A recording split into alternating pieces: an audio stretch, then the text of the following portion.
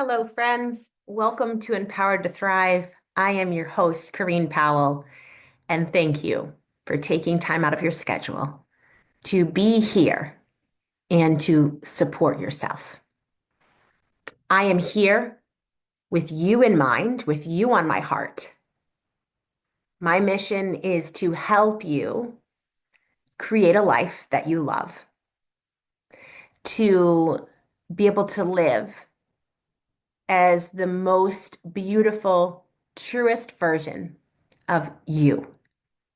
So often we start out life being ourselves, and then we learn through either being ignored, being shushed and shamed, or by observing how the people closest to us or society as a whole operates.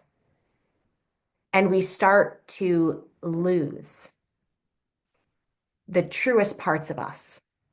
Maybe we conform or we suppress ourselves or we try as we might, but there are people who do not like who we genuinely are. And so it becomes easiest over time to stop fighting that battle. I'm here to remind you it is worth the fight. Yes, it is effort and work to live as yourself. And it has always been, and it always will be. And the payoff is worth it. There is no joy that can replace the satisfaction of showing up as you with confidence, with ease, with joy. And some people may not feel like it ever becomes easy. I am someone who definitely feels like it has gotten easier over time. And many times it feels easy. Sure, there are other times it doesn't. It feels difficult. I choose. And I choose again to show up as Kareen, putting aside the voices that say I shouldn't, or I should do this instead, or that's a little bit too much. Why do you have to be like that? Consider this perspective. And there's nothing wrong with considering. But considering is very different than being demanded to agree to a different perspective. I think we all should consider different perspectives, but I don't think that means we have to become what someone else thinks we should be. And so, welcome. That's a taste of the authentic me. You felt my passion. You heard the fire that drives what I do. The reason I establish change radically, the reason I show up every time I show up is because of that. I have learned that I want to be me and I will put in the effort and I will do the hard things to be me. And you have the same opportunity. So today, I wanted to talk a little bit about a subject I've been saying I'm going to talk about, but we really haven't dived into it here on season 10. And that is being Christian, wanting to be a part of a church community and not feeling like you fit in or belong, not really knowing how to come to peace with the internal struggle. And I do just want to give you a quick backstory for those of you who haven't heard yet. I grew up in an evangelical Christian church. I grew up very aware of the spirit world, but there wasn't language for it where I grew up, and many parts of me were suppressed. And so at this point in my life, I still am a part of a church community, But it's not because I agree with everything there. It's not because I always feel like I fit in. There's still an inner conflict. But I also can't get away from the fact that the way that I spiritually connect with the spirit realm and and even with some of the other people in that space is very special for me. It's empowering, it's life-giving.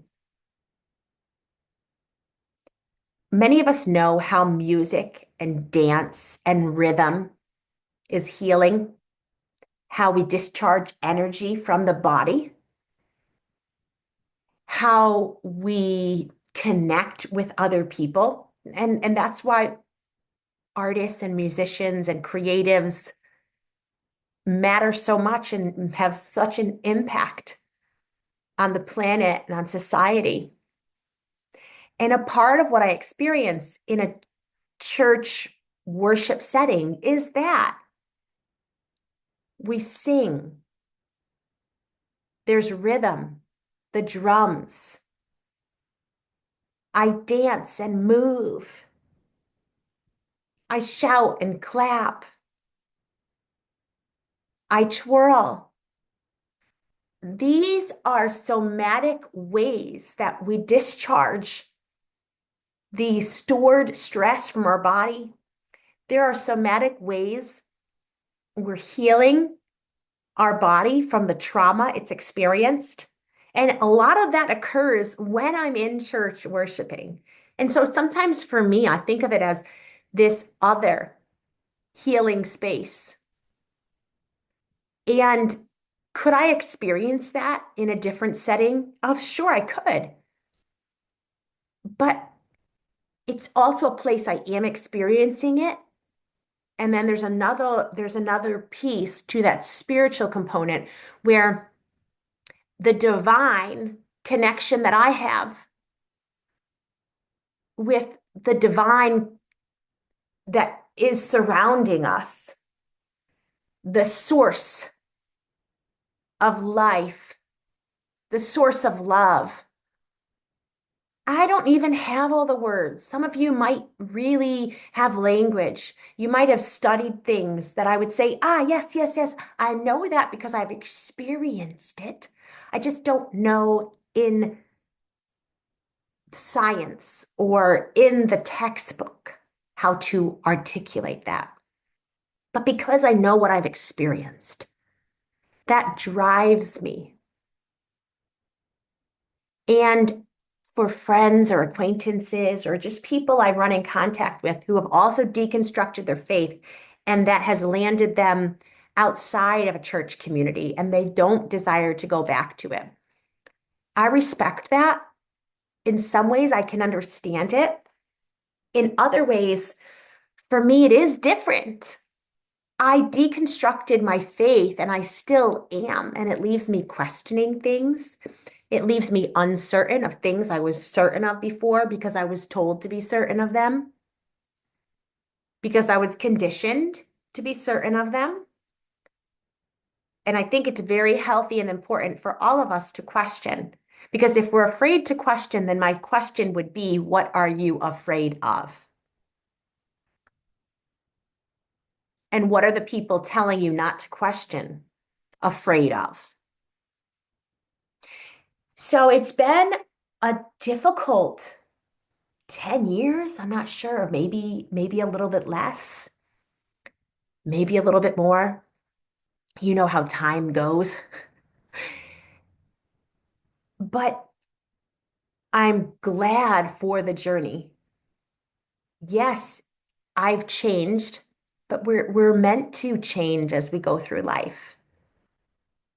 Things don't stay stagnant. We move forwards, we move backwards. We're not staying stagnant, whether we think we are or not.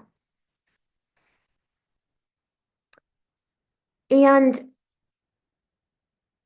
my heart is for those of you that are starting to question the practices, the beliefs, the ways you were taught to think and look at life, the stories that you were told, that you created, the lens you saw life from. My heart is to sit with you and invite you to be uncomfortable, to still question those things, and to leave your heart open as you do, which is risky business. And it can feel more painful. It can feel scarier. There's a beauty in it though, because oftentimes we think there's one person that deserves our hate, deserves our anger, deserves whatever emotion we're feeling inside of us. And I'm not here to say whether or not someone deserves that, but I also think it's okay to have those emotions be released and be felt and not have to target someone or something.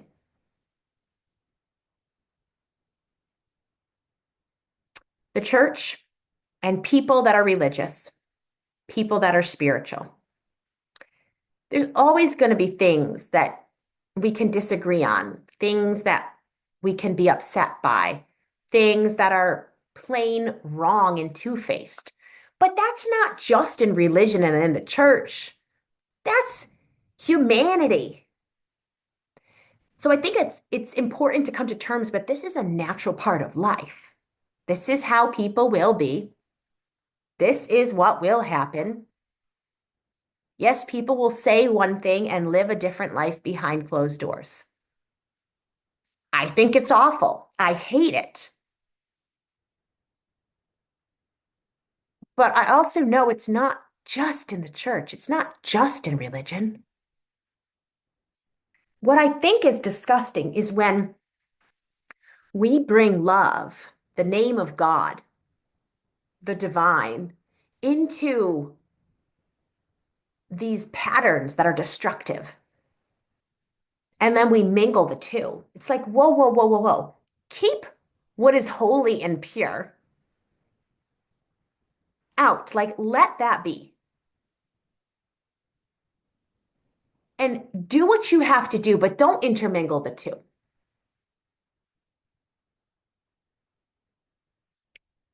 Personally, I get fired up about the idea that sometimes people just want to make society better. Oh, if you're a kind person, it benefits society. And my question is, are you being kind because you want to be, you genuinely are, or because someone told you you should be? Someone held the door open for you and you said thank you out of habit, perhaps, but you weren't grateful. You didn't think about the fact that they held the door and you didn't have to. They paused and waited. They considered you. For instance, think about people that pray before they have a meal. They express thanks or they ask that the food benefit their body and do them good and not harm. I've got no issue with that. My issue is with the idea that that is necessary and right. And then the people doing it are doing it without thought and heartfelt intention. Are we grateful and do we realize what we have? If we're eating a meal and someone picked the veggies from the ground and then they got to our table and we're eating meat, perhaps, and so there was an animal that was alive that was sacrificed, and we're benefiting from that. There was someone who prepared the meal, someone who worked so that we could finance buying the food. Okay, there's a lot of components. I'm only touching on some. And I think it's really important if we're going to sit there and say, "Oh, it's only right to thank God, to pray before you eat."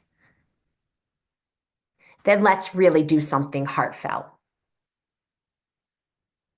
Let's embody what we're doing and not just do it out of habit, out of tradition, because somebody told us we should, because we feel guilty if we don't. Whew, that idea of doing things like going to church because you'll feel guilty if you don't. Here is your invitation to start sitting with things that once you felt like you should do. You had to. It was the right thing. I think there are things that aren't for us to do, things that are inappropriate, things that are just plain wrong, cruel. I'm not saying we should disregard any sense of guilt or an inner knowing. I don't think that's for me to do. I think I should do this. What I'm suggesting is we have to start getting comfortable with things that make us uncomfortable. For those of you that have been told you always need to read your Bible, you always need to pray, you always need to go to church, you always need to give money to the church, you need to tell other people about Jesus. I don't know. If you grew up in an evangelical Christian church, you could add to that list. For example, hey, here's one. I've always been comfortable. Maybe I shouldn't say always because somebody, people could pin me on that. I knew when you weren't. Okay, but hear my heart, okay? For a lot of my life, yes, there are times I was steeped in religion where I was rigid on some things and I wasn't comfortable with them. But the majority of my the who I am sincerely has always been comfortable and okay with people swearing. Okay, I think language evolves as culture evolves. Words that we consider swear words now were appropriate words in the past. And language changes over time. So whoever deemed certain words inappropriate now, I don't think that makes them wrong to say or quote unquote sinful. So as I am just showing up more vulnerably and more true to myself, it means that I'm letting myself swear more around you listening. And out of respect for those of you that are uncomfortable with that, I wouldn't have done that in the past. I still respect people who don't choose that type of language. I also don't think it's wrong for me to use it some. And I certainly don't think it's sinful. But recently, someone brought up to me how basically we all sin. So, yeah, I mean, swearing's something you do, and we all sin. Okay. We have a list in the church of these sins that are greater than others.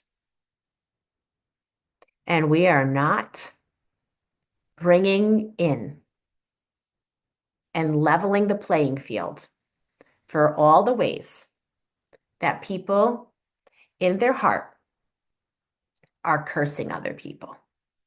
We're targeting certain words that have culturally been labeled as inappropriate. And some people are saying if you use those, you're sinning.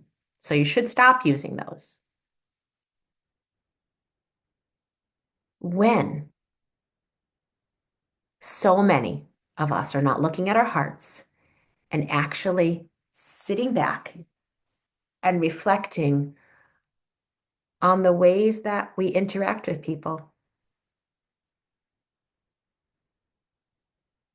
There's so much judgment going on out there. And who's calling that out? Now, I mean, I know there are people and places who call things out.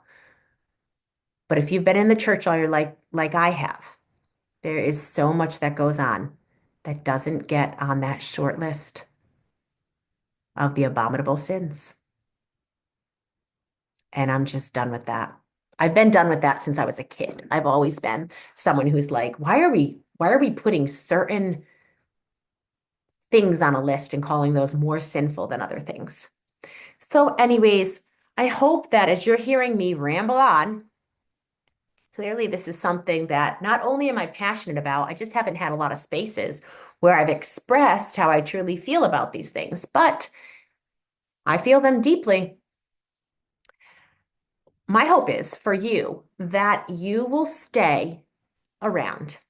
And please reach out because if you have questions or you're on your own deconstruction journey, you're maybe a part of a church community or you were and you're not sure if you'll ever go back to it, or you are right now, but you just don't feel like you fit in, please send me your questions or your comments because those will help fuel the conversation that we have in the future around this.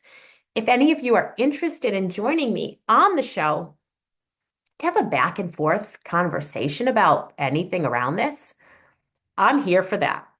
Totally here for that. So, as sometimes with me in my episodes, I don't always know, like, what was my point? Did I make a point? Did I just express my thoughts? I'm giving myself permission to just express my thoughts. I really am here for those of you that are like, oh my gosh, she's saying things that I think or I've needed someone to say and I haven't heard them. And for you to know that you're not the only one. And it is possible to not agree with everything and still participate. It is good to be yourself, even when who you are is different than the people you're around. And there is so much more that is bubbling up out of me, but I want to wrap this episode up. I don't want to get it too lengthy. So, as we close, I want to remind you that your uniqueness is beautiful and it's so important that you display it, that you show it, that we get to experience you for who you really are. Because there are going to be those of us that love you so much and like you so much when you're you. So it's so fun to get to see the true side of people when you're like, oh my goodness, they're my people. And out of fear, sometimes we don't show that. And I understand it, but I'm just saying, like, join me. Join me in this season where I'm trying to show up and let you into more of who I am and just be Kareen. And yeah, it's risky, it's scary, it hurts. People misunderstand, people come at me. Like, I'm not making that stuff up. People come at me with things, and it's like, if I'm not afraid of that, I'll keep walking this path. In years past, I wanted to do this.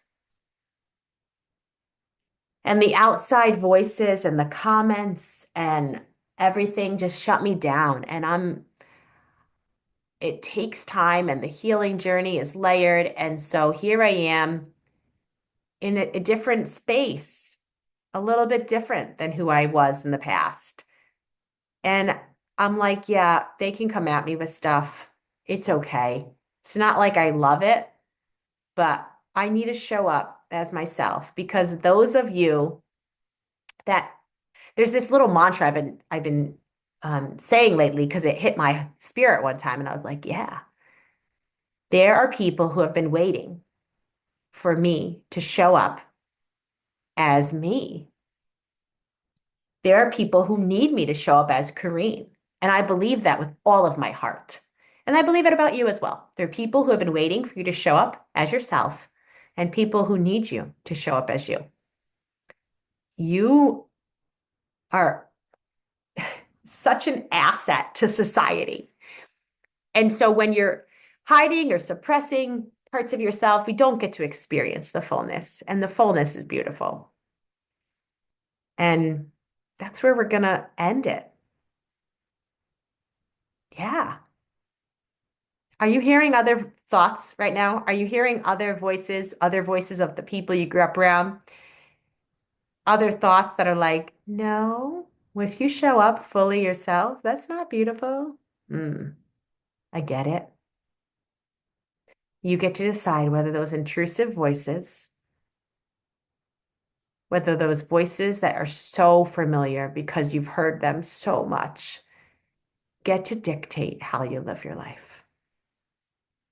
But remember, alongside of those intrusive voices is mine saying, I want you to be yourself. Put me to the test. I will say it's beautiful. All right. Much love, my friends. Chat with you again soon.